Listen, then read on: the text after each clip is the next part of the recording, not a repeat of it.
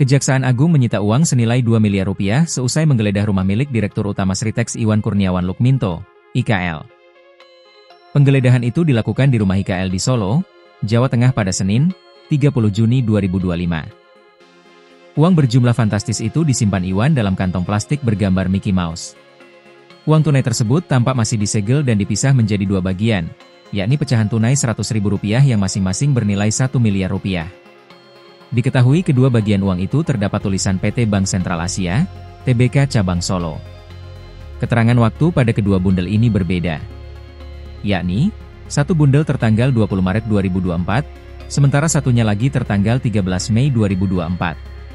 Penggeledahan kali ini, penyidik juga menyita sejumlah dokumen.